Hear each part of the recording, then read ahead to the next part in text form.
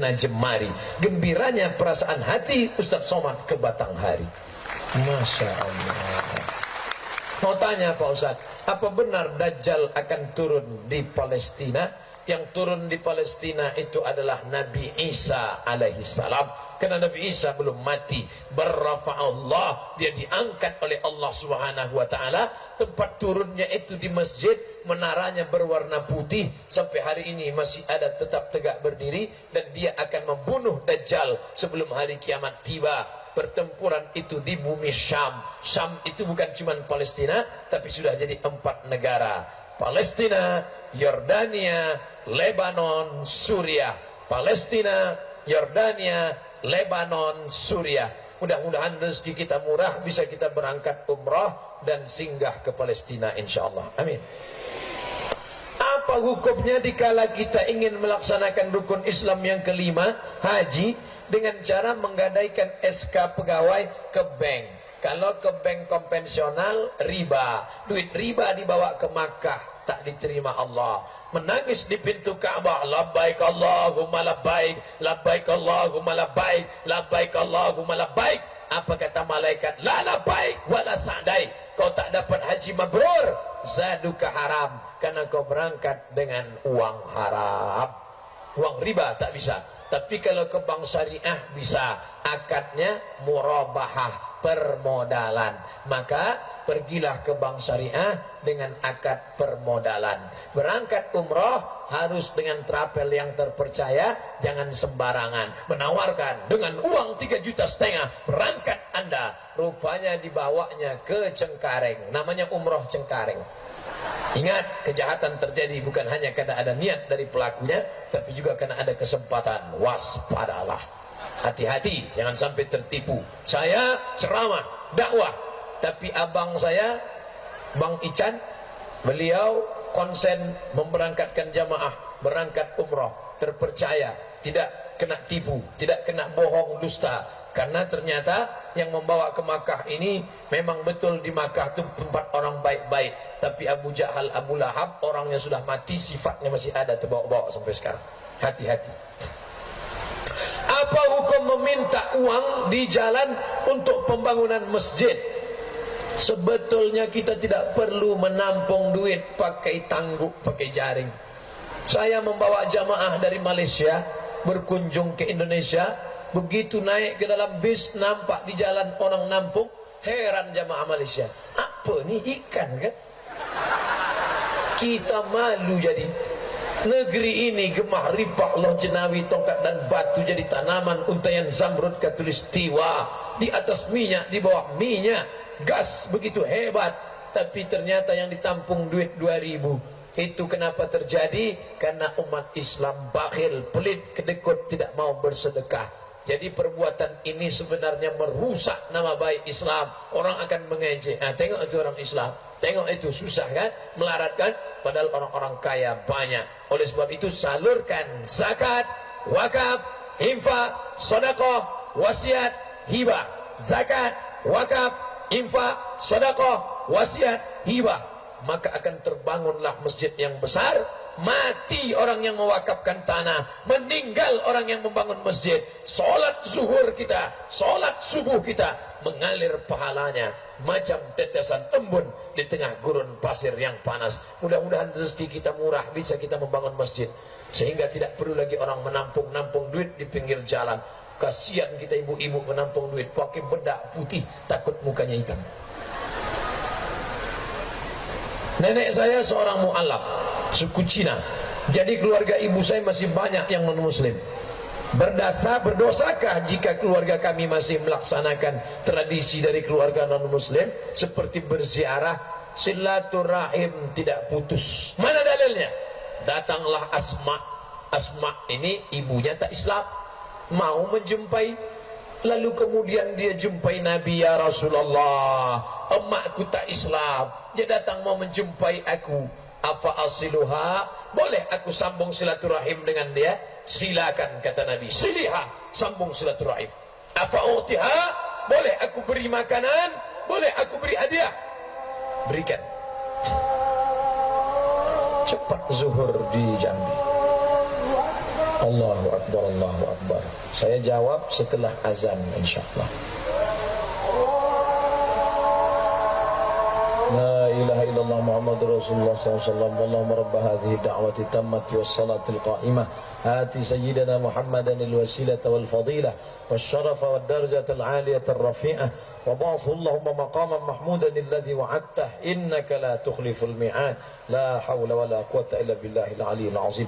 Boleh menyambung tali silaturahim, boleh memberikan hadiah, tapi kalau sudah masalah akidah, ritual, misa, maka wala ana abidum ma'abattum wala antum abidun ma'abud lakum dinukum waliyadin. Mudah-mudahan keluarga mu'allaf yang masih tersisa diberikan Allah hidayah memeluk Islam sebelum kematian tiba. Wala tamutunna, jangan mati illa wa antum muslimun, melainkan dalam keadaan muslim. La ilaha illallah Muhammad Rasulullah. Apa hukumnya menjadi pegawai negeri dengan hasil menyogok? Gajinya haram, SPPD-nya haram, tunjangannya haram, pensiunnya haram, uang tunjang, uang sipak, uang sikut, uang sundul haram. Itu Ustaz Somad ngomong gitu kan karena dia bukan PNS. Saya PNS. Saya PNS. Golongan berapa Ustaz? 3D. Tidak bisa 4A, tidak, karena harus doktor. Saya sampai sekarang masih PNS.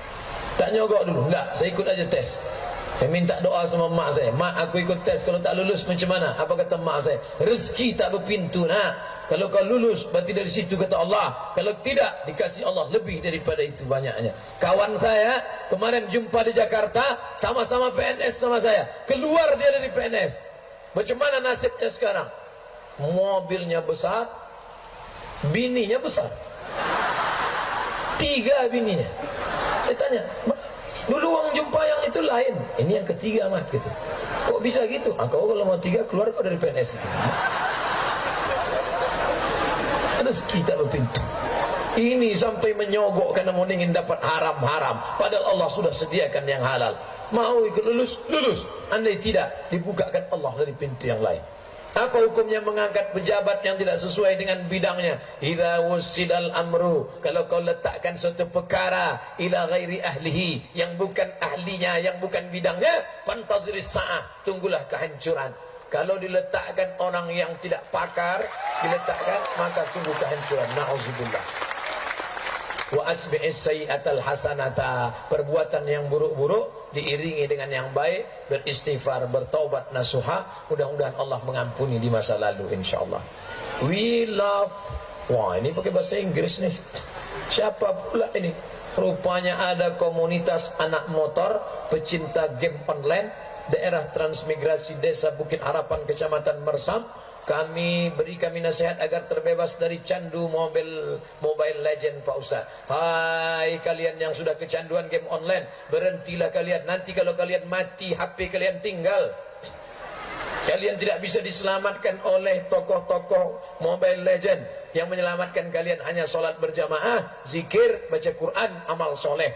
Tapi kami ingin menyerahkan santunan. Oh, udah tobat mereka. Menyerahkan santunan 13 juta. Mana orangnya? Naik kemari. 13 juta untuk saudara kami di Palu.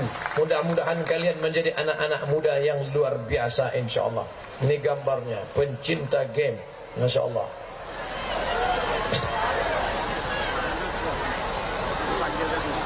Mereka pecinta Mobile Legend, tapi mereka masih ingat saudaranya. Mudah-mudahan bernilai amal soleh. Ambil gambar dari depan, tuan-tuan yang dimuliakan Allah. Barakallah fiik. Barakallah. Antum berdakwah ke kawan-kawan antum. Saya berdakwah kepada orang yang sudah baik. Antum berdakwah kepada yang belum baik. Ambil Ustaz, tengok ke sana. Untuk syiar. Mudah-mudahan diberikan Allah kebaikan, bisa menolong saudara kita. Hai bapak-bapak yang mengaku bertakwa, yang mengaku baik-baik, mereka anak-anak muda yang masih main-main game tapi mampu mengumpulkan duit 13 juta. Sementara kalian yang mengaku baik-baik, mana duitnya? Baik. Istiqomah insyaallah. Sama-sama kita berdoa kepada Allah. Ala hazihin niyah al-Fatihah. أعوذ بالله من الشيطان الرجيم بسم الله الرحمن الرحيم الحمد لله رب العالمين Ar-Rahmanir Rahim, Maliki Yaumiddin, Iyyaka na'budu wa iyyaka nasta'in, Ihdinas siratal mustaqim, siratal ladzina an'amta 'alaihim, ghairil maghdubi 'alaihim waladdallin. Amin. Allahumma ja'al hadzal balada baladan aminan mutmainan ya'tihi rizquhu min kulli makan. Ya Allah, jadikan Batanghari negeri yang aman dan tentram, terbuka pintu rezeki dari segala penjuru ya Allah. Allah mawafiq ulata umurina, pemimpin-pemimpin kami, condongkan hati mereka untuk menolong agamamu ya Allah. Allahumma arhamna bil Quran, rahmati negeri ini dengan kemuliaan Al-Quran, karena sudah memuliakan guru-guru mengaji. Anzilir rahmata wassalamata wal barakata, turunkan keselamatan, kerahmatan dan keberkahan ya Allah. Allahumma inna nas'alukal huda, kami mohon hidayah, wat tuqa, ketakwaan, wal afaf, menjaga diri dari yang haram, wal ghina, berkecukupan. Rabbana hablana minas salihin, jadikan anak-anak kami anak-anak yang saleh dan salihah. La tada'lana dzamban illa ghafartah, keluar kami dari majlis ini dalam keadaan bersih dari dosa-dosa. Wala dainan illa qadaitah, tolong kami melunasi segala hutang piutang supaya tidak terjebak pada riba. Wala aiban illa satartah, segala aib cacat kami tutupilah di hadapan Engkau dan di hadapan manusia. Wala maridan illa syafaitah, ada saudara kami yang sakit, angkat penyakitnya, sehatkan untuk selamanya. Wala mayyitan illa rahimtah, saudara kami yang sudah meninggal dunia, curahkan ampunan, rahmat dan kasih sayangmu pada mereka. Allahumma tim lana bihusnil khatimah, tutup umur kami dengan husnul khatimah. Wala takhtim alaina bisu'il khatimah, jangan tutup umur kami dengan su'ul khatimah. Allahumma ja'al akhir kalamina intihai ajalina, jadikan akhir kalam kami ketika ajal kami sampai, yang terakhir keluar dari mulut kami lafaz la ilaha illallah Muhammad Rasulullah sallallahu alaihi wasallam. Rabbana atina fid dunya hasanah wa fil akhirati hasanah wa qina adzabannar. Wa sallallahu ala sayyidina Muhammad wa ala alihi wa sahbihi wa sallam. Walhamdulillahi rabbil alamin. Taqabbalallahu minkum minna wa minkum taqabbal ya karim. Terima kasih segala perhatian, mohon maaf segala kesilapan dan kekhilafan. Jangan lupa tetap salat berjamaah. Wassalamualaikum warahmatullahi wabarakatuh.